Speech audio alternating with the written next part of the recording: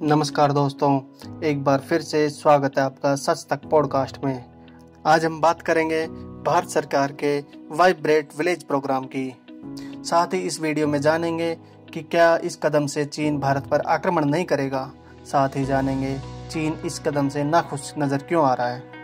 दोस्तों, हर देश चाहता है कि उसकी सीमा सुरक्षित रहे। इसी तरह भारत भी अपनी सीमा सुरक्षित चाहता है। इसके लिए भारत सरकार ने चीन के बॉर्डर LAC से सटे गांवों को विकसित करना प्रारंभ कर दिया है। इन गांवों को विकसित करने के लिए भारत सरकार ने वाइब्रेट विलेज प्रोग्राम चलाया।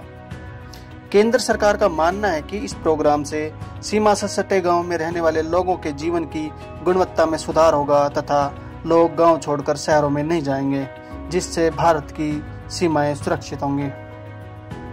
दरअसल जब भी दो देशों के बीच युद्ध होता है तो बॉर्डर पर रहने वाले लोगों का योगदान बहुत ही महत्वपूर्ण हो जाता है, क्योंकि युद्ध के समय बॉर्डर पर बने घरों का उपयोग सैनिक बंकर बनाने में कर सकते हैं तथा बॉर्डर पर बने ये मकान गोरिल्ला युद्ध में भी निर्णायक होते हैं। दुश्मनों को ऐसे इलाकों में युद्ध करने में बड़ी समस्या आती है। साथ ही जब बॉर्डर पर आबादी घनी क्षेत्र होता है तो दुश्मन देश मिसाइल तथा रॉकेट का इस्तेमाल करने से पहले 100 बार सोचता है, क्योंकि संयुक्त राष्ट्र संघ के चार्टर में लिखा है कि युद्ध के समय आम नागरिकों को कोई नुकसान नहीं पहुंचना चाहिए। ऐसे समय में वो रॉकेट दागने से पहले सोचता है कि कहीं ये रॉकेट बॉर्डर पर आम नागरिकों पर न गिर जाए। सैनिकों को आपातकाल रसद सामग्री और सहायता पहुंचाने में वहां बसे आम नागरिक ही ज़्यादा महत्वपूर्ण होते हैं। इसलिए बॉर्डर पर गाँव को विकसित करना बहुत जरूरी है। कारगिल के युद्ध में भी भारतीय सीमा पर बसे नागरिकों ने भारतीय सेना की बहुत मदद की थी, जिसकी बदौलत भारत ने पाकिस्तान को धूल चटाई थी। भारत सरकार इस योजना से चीन बॉर्डर पर बसे गाँव में अच्छी कनेक्टिविटी वाली सड़कें, पीने के लिए पानी, सौर तथा पवन ऊर्जा से लाइट की व्यवस्था तथा पर्यटन के केंद्र, मोबाइल कनेक्टिविटी तथा अनेक संसाधन उपलब्ध करवाना चाहती है, जिससे वहाँ का नागरिक रोजगार के लिए कहीं बाहर न जाए। भारत सरकार ने इस प्रोग्राम को शुरू करने के लिए 4,800 करोड़ रुपए देने की घोषणा की थी। इस योजना को 2022-23 से 2025-26 तक पूरा करने का लक्ष्य रखा गया है।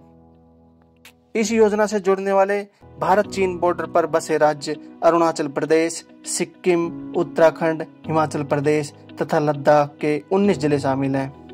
साथ ही इनके 2,967 गांव इस योजना से जोड़ रखा है। इस योजना का शुभारंभ भारत सरकार के गृह मंत्री अमित शाह ने अरुणाचल प्रदेश के किबिथु गांव से किया।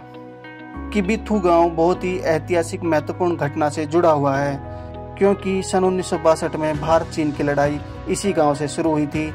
तब कुमाऊं रेजिमेंट ने शानदार साहस एवं वीरता का परिचय देते हुए चीन को यहां से भगा दिया था।